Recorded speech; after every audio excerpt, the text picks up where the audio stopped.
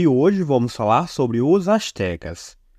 Antes de começar o assunto, lembre-se que no link na descrição há slides, apostilas e atividades de todo o conteúdo de história do ensino fundamental e do ensino médio. E se esse vídeo te ajudou de alguma forma, colabore com o canal por meio do botão Valeu. Os astecas formaram uma das mais poderosas civilizações da Mesoamérica, que habitou o centro do México após uma longa jornada migratória. Lenda de Aztlán. Aztlán era o berço da civilização asteca. Ninguém sabe onde se localizava ou se realmente existiu, mas segundo a lenda, era habitada por 7 tribos que incluíam os astecas. 6 dessas tribos deixaram Aztlán, possivelmente devido a longas secas e dificuldades na busca por alimento, e se estabeleceram em diferentes regiões do Vale do México. Os astecas aguardaram uma mensagem dos deuses, e 300 anos depois, uma águia os instruiu a iniciar sua jornada guiados pelo deus Sol. Esse deus colocou o nome daquele povo de mexicas. Os astecas se estabeleceram em vários lugares, como Chapultepec e Tizapán, e guerreavam com as pessoas ali.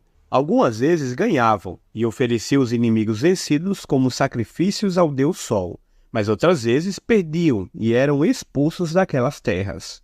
Ao longo de sua jornada, observaram uma águia devorando uma serpente em cima de um cacto sobre um lago chamado Texcoco. Interpretaram assim como um sinal do deus Sol, onde eles seriam vitoriosos sobre os inimigos, oferecendo-os como sacrifício ao deus Sol. Construção da capital. Naquele local, onde viram a águia devorando a serpente, começaram a construir a sua cidade em 2 ilhotas situadas no centro do lago Texcoco. Destas ilhas, emergiu uma das maiores potências da Mesoamérica, a cidade de Tenochtitlán. Esse nome é derivado da palavra Tenochtitl, que no idioma narrua dos astecas significa cacto. A cidade foi fundada pelos astecas em 1325 e, no seu auge, alcançou uma população de 200 mil habitantes em suas terras. Os astecas precisavam ter acesso às famílias dominantes que já existiam naquela região. Por isso, fizeram a aliança com os tepanecas, que colocaram um príncipe no trono dos astecas para governar. Embora tenham conseguido a aliança, eles passaram a estar sob o domínio de Azcapotzalco, a capital dos tepanecas, que era uma enorme potência militar. À medida que o tempo foi passando, várias pessoas se tornaram reis dos astecas, mas os astecas continuavam sob o domínio dos tepanecas.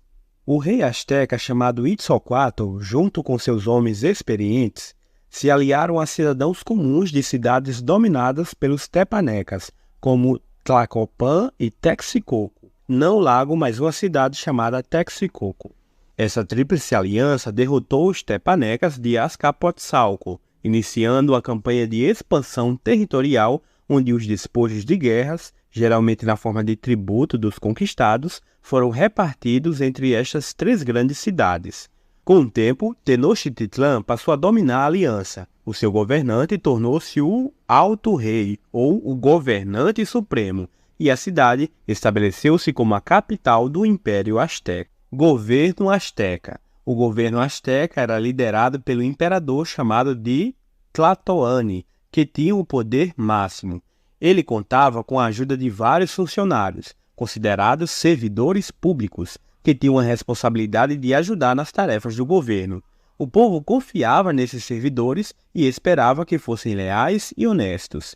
Se esses servidores agissem de maneira errada, poderiam ser punidos. Religião asteca. A religião asteca era complexa e desempenhava um papel central na sociedade dessa antiga civilização. Os astecas adoravam um panteão extenso de deuses e deusas, cada um associado a diferentes aspectos da vida, da natureza e do cosmos. Os principais deuses eram Quetzalcoatl, deus do vento e da sabedoria, venerado como o inventor do calendário, era identificado como Vênus, a estrela da manhã, Huitzilopochtli, deus da guerra e do sol. Ele era um dos deuses mais importantes para os astecas, pois, segundo a lenda, foi esse deus que guiou os astecas desde Aztlán até Tenochtitlán. Tlaloc, deus da chuva e da agricultura. era um deus muito importante, pois os astecas acreditavam que a chuva vinha por meio dele. Assim, faziam de tudo para agradá-lo e receber chuva para suas plantações. A religião asteca também incluía sacrifícios humanos. Mas por que os astecas faziam isso? Segundo a crença deles, no início do mundo, os deuses tinham dado seu próprio sangue para que o sol se movesse. Portanto, exigiam sangue humano para manter o mundo em funcionamento. Como o sangue é o princípio da vida, apenas o sangue poderia manter o tempo andando. Sem os sacrifícios, o mundo acabaria. Os sacrifícios humanos era algo que agradava muito aos deuses astecas. Os astecas pegavam as pessoas sacrificadas e arrancavam seus corações para os deuses. Essas pessoas sacrificadas eram prisioneiros de guerra, cativos e até mesmo escravos que, por cometerem infrações contra o império, eram colocadas à mercê dos deuses. No entanto, muitas pessoas sacrificadas tinham critérios específicos a serem atendidos, levando assim os astecas, em algumas ocasiões, a sacrificarem membros de sua própria comunidade. Alguns deuses astecas exigiam mulheres jovens e belas, outros exigiam crianças. Surpreendentemente, muitas das pessoas sacrificadas não se viam como vítimas, mas sim como pessoas privilegiadas de serem sacrificadas para os deuses. Economia. A agricultura. A agricultura era fundamental na economia asteca. Dentre muitos alimentos plantados, o milho recebia uma atenção especial. Os astecas criavam ilhas artificiais chamadas chinampas. Elas tinham normalmente 30 metros de comprimento por 2,5 metros de largura. Os campos nas chinampas eram preenchidos com terras e sedimentos férteis, onde eram feitas as plantações. Os agricultores faziam chinampas em pares, criando canais entre elas, por onde podiam passar de canoa. A caça e a pesca. Os astecas eram excelentes caçadores e pescadores, até tinham um deus específico para a caça. Eles usavam armas de obsidiana como lança e dardos para capturar animais maiores. Usavam redes de tecido com pequenos pesos na ponta para animais menores, como peixes, e uma rede menor na extremidade de uma vara era utilizada para capturar pássaros. O comércio. O comércio no Império Asteca era avançado e amplo, abrangendo diversas transações, produtos, mercados e comerciantes especializados. Eles eram especializados na importação de bens luxuosos, como plumas, peles de animais e pedras preciosas. Sociedade Asteca. No topo da hierarquia estava o imperador, ou o Tlatoani, com autoridade absoluta sobre o exército e a administração do império. Abaixo dele estava a nobreza, que incluía administradores, funcionários de alto escalão, membros do conselho pessoal e da corte real. Os sacerdotes cuidavam do culto, da educação dos jovens, dos hospitais, guardavam os livros sagrados e o conhecimento dos deuses. Mas abaixo vinham os guerreiros, que eram homens treinados e tinham duas funções especiais. A primeira era subjugar outros povos, estendendo o império, aumentando a arrecadação de impostos. A segunda era uma função sócio-religioso. Os capturados eram escravizados ou doados aos sacerdotes com o propósito de serem sacrificados aos deuses. Existiam várias classes de guerreiros. As mais conhecidas são aqueles guerreiros que se vestiam da pele ou a sua roupa tinha alguma característica de animais, como guerreiros jaguars e guerreiros águias. Mais abaixo vinham os comerciantes e os profissionais que trabalhavam com ouro. Em seguida, os agricultores e trabalhadores braçais que enfrentavam condições mais difíceis. Os escravos eram a classe mais baixa, composta por prisioneiros de guerra ou pessoas endividadas. Eles desempenhavam diferentes funções para seus proprietários. Cultura asteca. As pinturas e desenhos faziam parte da arte e a maior parte da produção era para fins religiosos, como para representar os deuses. Os artesãos produziam máscaras para a guerra e esculpiam deuses de pedra. Existia uma parte nas escolas voltada para a música. A música era utilizada para rituais religiosos ou simplesmente para diversão. Os escribas escreviam vários livros sobre medicina, astronomia, crônicas, leis governamentais, listas de tributo, etc.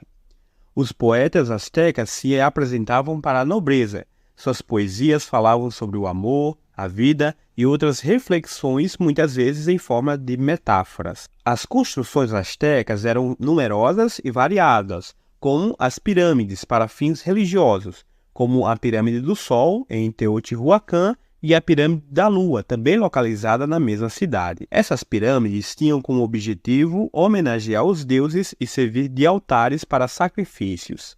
A arquitetura asteca também incluía mansões para elite e casas simples, com um único cômodo para pessoas mais pobres. Fim dos astecas.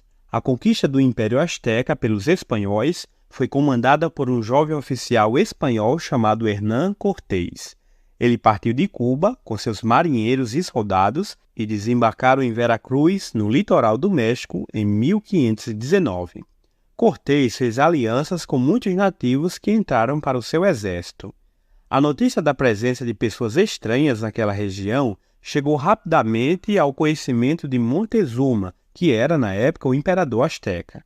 Quando Cortés chegou em Tenochtitlán, a capital do império, ele foi recebido respeitosamente e ficou hospedado no palácio de Montezuma. Os espanhóis, no entanto, aproveitando-se da situação, aprisionaram o imperador e o obrigaram a contar onde estavam escondidos os tesouros dos astecas. Nesse momento, Cortés sai de Tenochtitlán com seu exército para enfrentar algumas tropas enviadas contra ele pelo governador de Cuba, mas muitos espanhóis ficaram na capital asteca. Em uma cerimônia religiosa ocorrida durante a ausência de Cortés, os espanhóis mataram muitos líderes religiosos e soldados. Quando Cortés retorna, a população se revoltou e atacou os espanhóis. Durante os conflitos, no entanto, o imperador Montezuma foi morto, mas seu irmão assume o reinado, liderando as tropas astecas em uma campanha e matando muitos e muitos espanhóis, e perseguindo os sobreviventes até a saída da cidade. 800 guerreiros espanhóis e 2.000 guerreiros nativos aliados aos espanhóis morreram. Esse acontecimento é conhecido como Noche Triste. Os espanhóis sobreviventes se refugiaram em Tlaxcala em um período de 5 meses para se recuperarem. Durante esse período, os astecas enfrentaram um inimigo invisível, uma doença chamada varíola, que foi transmitida pelos espanhóis. Como os astecas não tinham anticorpos para essa doença, o resultado é que milhares morreram. Em Tlaxcala, Cortés buscou reforços principalmente entre os povos indígenas inimigos dos astecas. O exército de Cortés contava com 700 soldados, 120 homens armados de balista e arcabuz e 901 cavaleiros. Com suas tropas reorganizadas, Cortés promoveu um cerco a Tenochtitlán e matou milhares de astecas, acabando com o império. Um link na descrição a slides, apostilas e atividades de todo o conteúdo de história do ensino fundamental e do ensino médio. E se esse vídeo te ajudou de alguma forma, colabore com o canal por meio do botão Valeu!